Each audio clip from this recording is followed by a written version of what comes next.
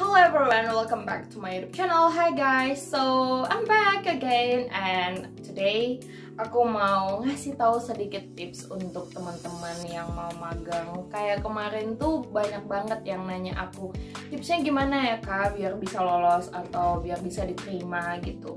Tapi yang paling penting adalah jangan lupa untuk subscribe, like, comment, dan share dulu. Oke, kita langsung masuk ke tipsnya aja. Check it out. Yang pertama dan yang terutama adalah selalu email. Bahkan dalam seminggu bisa email sampai 2 kali. Nah, kalau teman-teman udah email berkali-kali, ya kali nggak sih dilihat suatu saat gitu. Aku tuh prinsipnya dari dulu kalau nggak play apa-apa, ya udah gitu, coba aja sampai entar udah bosen gitu. Dan setelah itu, kalau udah dapet balasan email, yang harus teman-teman lakuin adalah chat kontak personnya. Jadi Interpol itu punya kontak person anak magang.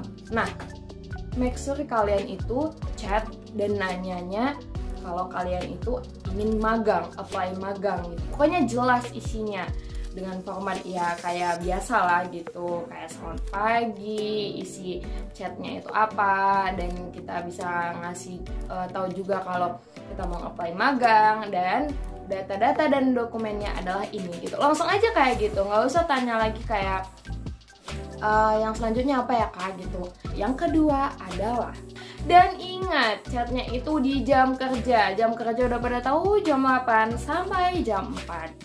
Jangan memaksakan kehendak juga, bisa-bisanya ngechat di jam 12 malam dan itu ada yang weekend. Pokoknya Senin sampai Jumat dan di jam kerja aja.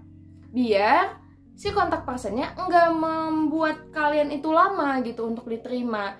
Karena penerimaan magang itu juga salah satunya bergantung pada kontak person. Kalau kalian jahatin kontak person gitu ya kan, kalian juga bakalan sulit untuk diterima gitu, for your information gitu. Iya, tapi kan setidaknya si kontak person ini yang menjadi jembatan untuk bisa magang gitu.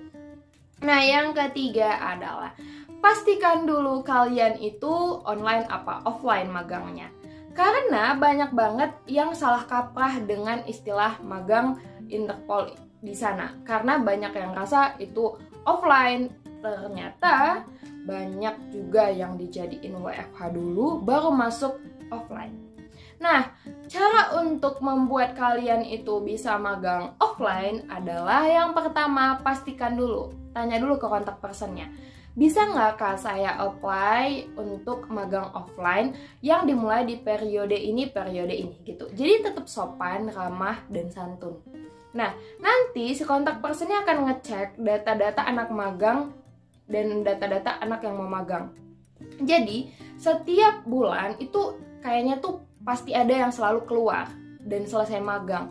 Nah, gunakan kesempatan itu untuk membuat kalian masuk di dalam.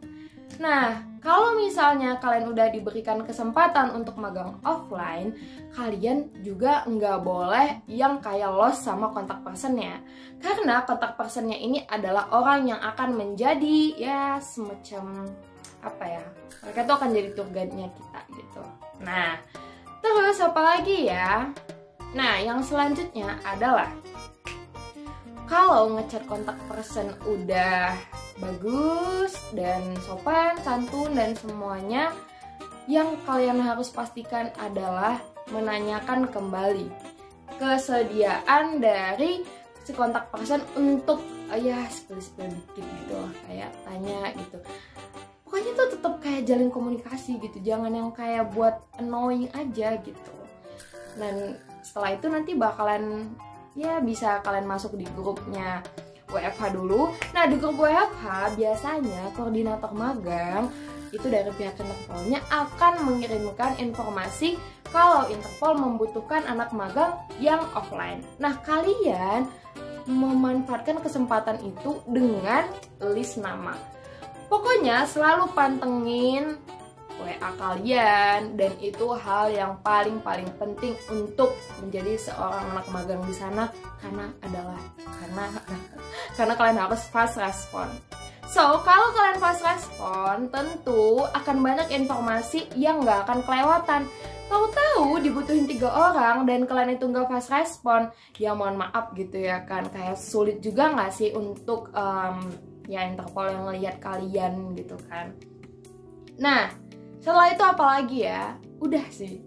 Menurut aku itu kalau udah ngelewatin flow of the proses itu, nanti kalian bakalan tahu sendiri tuh gimana di sana.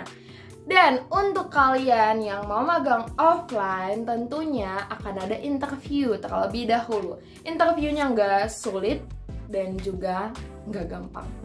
Biasa aja sih. Nanti kalian juga bakalan di-spill dikit lah sama kontak personnya. Dan pastikan kalian itu juga ya setidaknya bisa bahasa Inggris lah ya. Meskipun kalian itu enggak yang native atau enggak yang kayak bagus banget bahasa Inggrisnya, setidaknya kalian bisa introduction like my name is Grace and you can call me Grace, my motivation dan lain sebagainya. Itu adalah pertanyaan yang sering ditanyakan. Jadi jangan takut kalau diwawancara dan make sure kalian itu tetap confident but not overconfident. Oke? Apalagi ya kalau offline.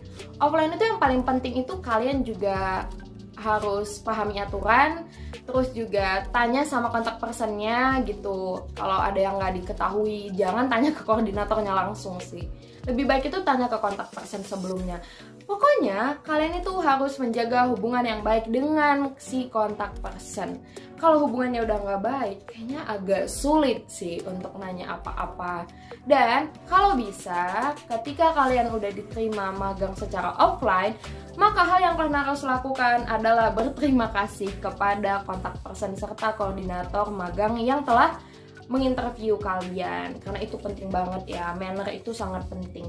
Oke? Nah, semoga kalian itu bisa diterima magang di sana. Dan let me know kalau kalian ada ngerasain kebingungan mengenai magang di sana. Dan yang terpenting adalah coba. Kalau kalian belum mencoba, kalian gak akan tahu feeling dan gimana perasaannya setelah lolos gitu.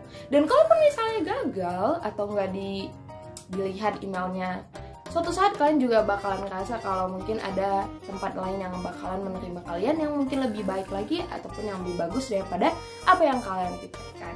So, jangan takut dan tetap berusaha. Oke, bye-bye!